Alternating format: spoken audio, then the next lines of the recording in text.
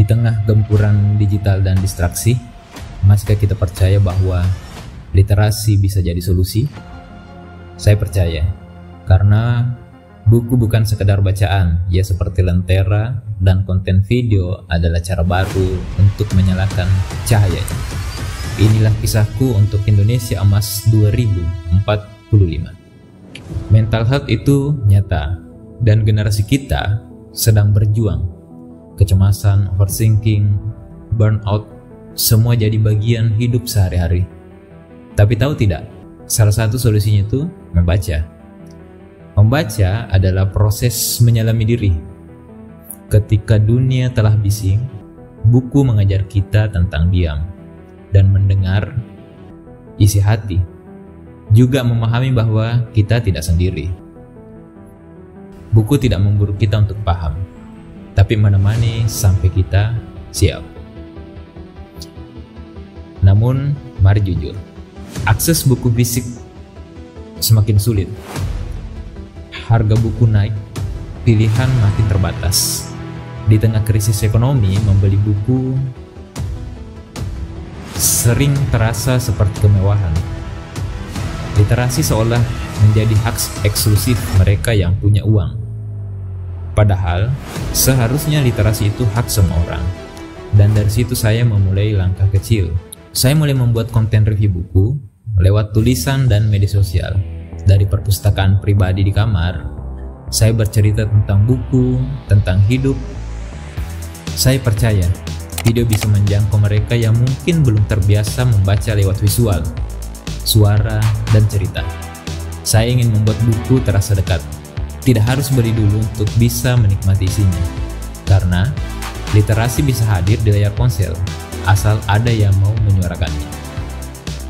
Oh ya, sedikit tips, karena sekarang lagi marak perubahan dengan pendekatan membentuk kebiasaan atau habit, maka salah satu cara yang saya pakai adalah membuat buku menjadi terlihat, yaitu dengan menyimpannya di tiap meja rumah saya, berharap waktu scrolling lebih berkurang ketika sedang duduk santai tentunya. Buku tidak akan menghakimi kita ketika kita salah paham. Buku tidak marah saat kita mengulang-ulang bab yang sama. Buku tidak meninggalkan kita ketika kita pelan memahami. Ia sabar, ia diam, tapi penuh makna. Ia tidak memaksa kamu jadi pintar hari ini, tapi menemanimu jadi utuh esok hari. Mau buku kertas atau digital, menurutku sama saja. Toh yang di digital kendalanya hanya dua, yaitu distraksi dan layar birunya. Untuk distraksi, bisa diakali dengan penggunaan mode terbatas. Dan pada cahaya biru bisa dibatasi dengan mengistirahatkan mata dan melihat kejauhan, sambil menyegarkan kembali pandangan. Biasanya dengan mengaktifkan mode baca pada perangkat. Membaca bagi saya adalah tamasya, mengintip berbagai perbedaan dari orang-orang besar lintas generasi.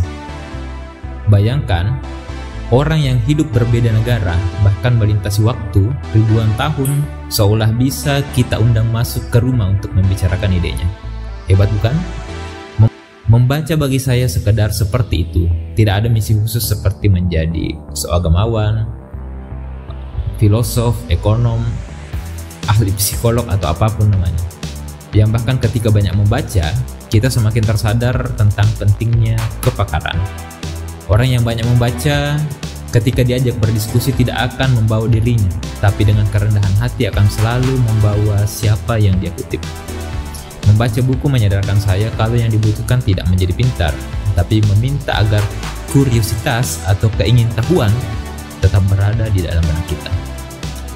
Salah satu bentuk mendisiplinkan diri untuk menerapkan literasi itu tentu pada hal yang kecil.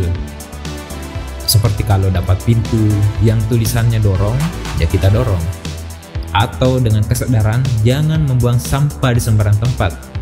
Cukup dengan mengantongi sampah ketika tidak ada tempat sampah di sekitar kita. Solusi literasi bukan hanya soal lebih banyak buku, tapi lebih banyak orang yang mau membacakan. Lebih banyak konten kreatif yang membumikan isi buku. Lebih banyak komunitas yang saling menguatkan. video adalah jembatan dari kata ke rasa. Dan Sulawesi Selatan bisa memimpin langkah ini. Karena kita punya semangat, budaya, dan karakter yang kuat tentunya. Bukti Indonesia tidak akan tertinggal literasinya adalah adanya Lagaligo, sastra terpanjang di dunia, yang tidak mungkin tulisan panjang kalau tidak ada pembaca.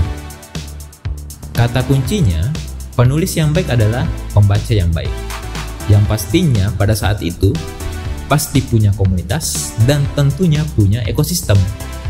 Sulsel jauh lebih hebat jika literasinya lebih kuat.